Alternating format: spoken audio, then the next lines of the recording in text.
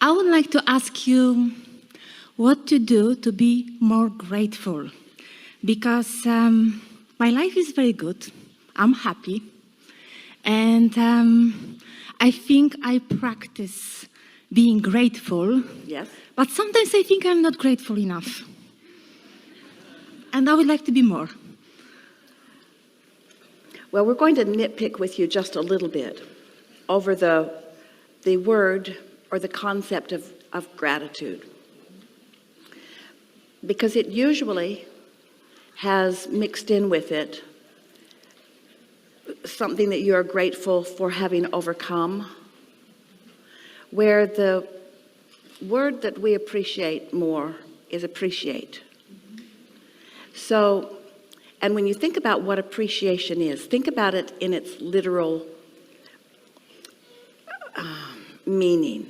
Appreciate meaning more added to, yes? So, can you see how it is helpful if there is some attention to a subject which then allows momentum to increase?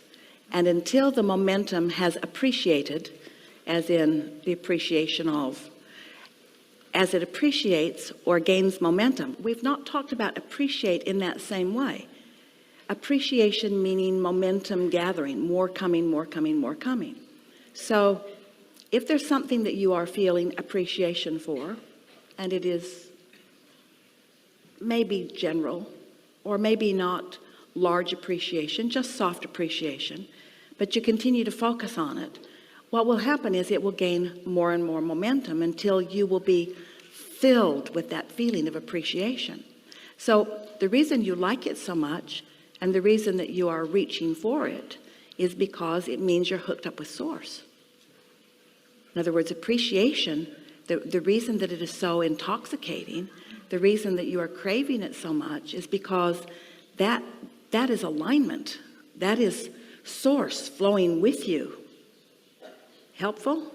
Yes, but there are moments when I feel that I appreciate everything so much that tears comes to my eyes and I know that everything will come. How to reach for this moment more often? How to appreciate this? Because okay, right now... Well, we think what you are asking for is something that cannot come in for this reason. Now just stay with us just a little bit. That feeling that you are describing is what it feels like when you have held a thought that meshes with your Source for a long enough period of time without introducing resistance to it, that it's gathered momentum. So you just didn't all of a sudden first crack out of the box, boom, zoom right there.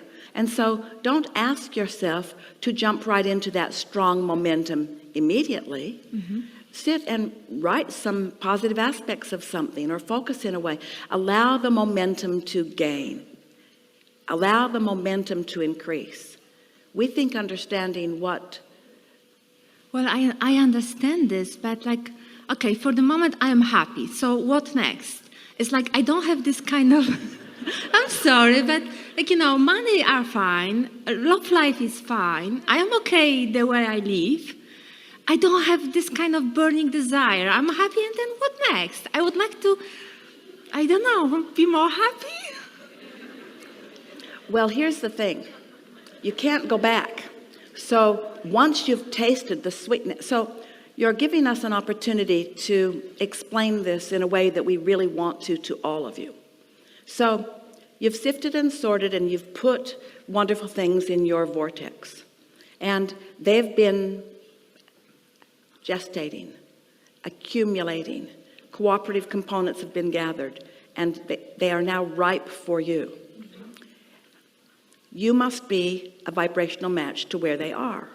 So you must find somehow some thought that feels good. What you're really wanting to do is let the momentum build. You understand the concept of momentum, of course. And do you expect yourself to just wake up and hit the floor running and be enthusiastic and excited about all things? No, but I'm building up. But I don't know. I have the feeling that I am not reaching for something. That I'm just so confident. I believe so much that everything what I want will come. And why I am not grateful for it, for this feeling of being so sure that everything is possible. Well, we said to you a minute ago, and this is the piece that we really want you to hear. Esther said, in fact, she says it every now and again. In fact, she says it often. In fact, she says it every day to anyone who will listen. She says, I'm becoming a vibrational snob. And what she means by that is, now I have tasted what it feels like to have sifted and sorted and put something there, and then to be in the receptive mode and to feel thoughts turn into things, to actually be so long and steady in the receptive mode that, in other words, thinking about what is desired without putting an engine on the resistant end of the track, that the momentum gathers and becomes fast enough that now things are happening all around me that I cannot help but feel enthusiastic about. And if those things aren't happening to you, then it means that you're focusing on desire and focusing on something that is resistant in nature. In other words, if your enthusiasm is not steadily increasing, then that means momentum is not steadily increasing. I understand. You just can't get around it. And so as we explain that to you and you say, but I'm happy with everything that I have. And we say, well, what you want is the sweet, sweet taste of being tuned in, tapped in, turned on more of the time. What you want is that feeling of exhilaration. You want that feeling that when you're moving down the street, seas are parting for you and traffic is parting for you. And when you need a cab, there's one there for you. And when you get in, it's a pleasant experience. And you get to where you're going. And when you make your purchase, there's someone there very ready to help you. In other words, we're talking about what might be seen as mundane things of life. But these things, as they unfold for you, are indications of how well you are in sync with your desires. And then things like that, only larger, begin coming to you too. And so we want to say to you, first of all, you will never feel satisfied. You will never say, Is this okay? That I still want more and more? Well, of course it is, but that's not what you were complaining about to us. You're not complaining about wanting more. You're complaining about not feeling enthusiasm for more. That's a very different thing. But what you're describing happens to a lot of people.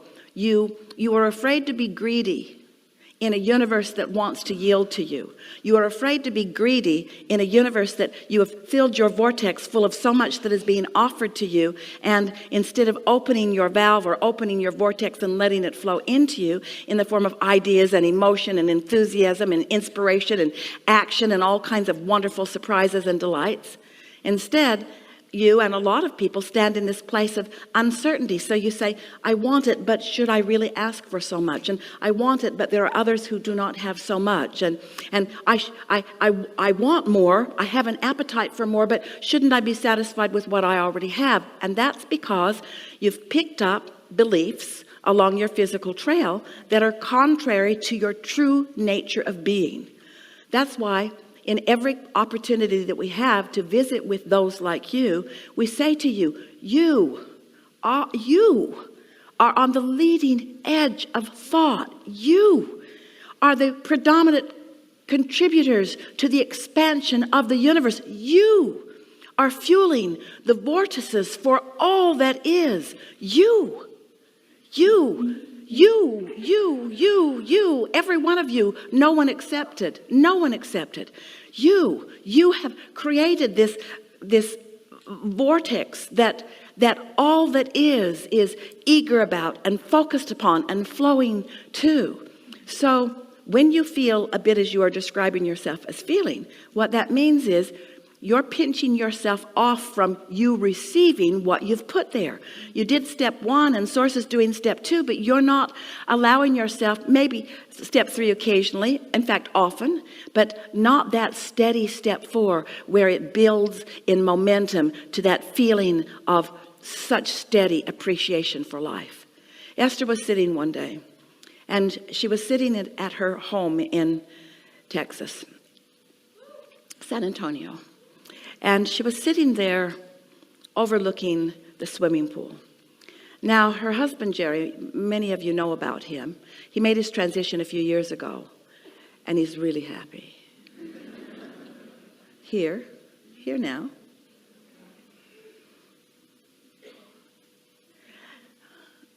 Esther and Jerry can talk later. Maybe now. So, Esther's sitting overlooking her swimming pool, and she is remembering the day that they decided to put the house on that spot. And Jerry is dragging garden hoses around, making the perimeter of the building and the perimeters of the swimming pool so that it will sit right between the big oak trees in just the way he wanted it. And Esther remembered how much care he was taking, because he wanted the house to be as big as possible, but he did not want to disturb any of the very old giant oak trees that are on the property. So he was taking a lot of care to zig and zag this house around all of these trees. And now Esther is sitting there. So Esther is remembering all of those preliminary beginnings of this wonderful property. And now she is sitting there enjoying the manifested results of it. So big windows. There's a 75-foot window in this room. And she's looking out over a swimming pool that is, it's called an infinity pool, in that it drops off into infinity, but it's also zero edge. So there's no edge to the pool. So the tile and the water are all at the same level. So Esther is thinking about that and remembering its becoming and appreciating it so. And then she is looking to the trees, and now she's looking to the fountain, and now she is looking to the statues that they gathered, and now she's looking, and she stayed there long enough, which is what we were describing to you, that the momentum of her appreciation began to grow. And she was just overcome with this feeling of, here I am sitting here, the beneficiary of all of this management and love and workmanship and talent that came before. And here I am sitting, feasting my eyes on the manifestation of that. And then she took her notebook and she drew herself a little stick figure. She makes herself skinnier than she really is. And she put her hair on, and she put herself there, and then she drew like a big funnel, like a megaphone. And she put herself there, and then she put these beginning things that she had been thinking about. And then she thought about more things that were all part of that. She thought about the talented tile men and the talented people that drove the big machines. And she thought about the electricians, and she thought about the companies that support them. And then she thought about the roadways, and she thought about the 16 truckloads of giant rocks that came to support all of these water features. And then she thought about the roadways and the rock quarries and the rock diggers. And then she thought about the economy at large. And then she thought about the governments and the world economies and all of those who have come before. And she began feeling this foundation that has been going on for much longer than her physical life, much longer than any of her physical lives. In other words, all of this foundation, all of it pointing right here, right now, to Esther's moment in time where she is rapturous about this magnificent swimming pool that she is noticing. I got you. She thought about all of that. Now feel the momentum of everything that leads to your now. When you walk these streets or get on these airlines or come into a facility like this or become part of anything, there is so much that has gone before, but we don't want you to focus so much on what's gone before. We want you to stand in your now and feel the fullness of it all being here for you now.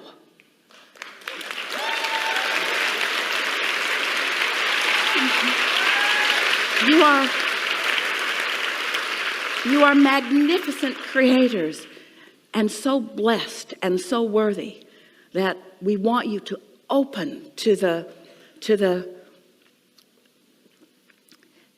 rightness that is you. But did you see how that took a little conversation? It took a little focus. Yes. But you came right there with appreciation that washed through you, feeling the fullness of your inner being and how your inner being feels about you here now. Thank you so much. Yes, indeed. Thank you.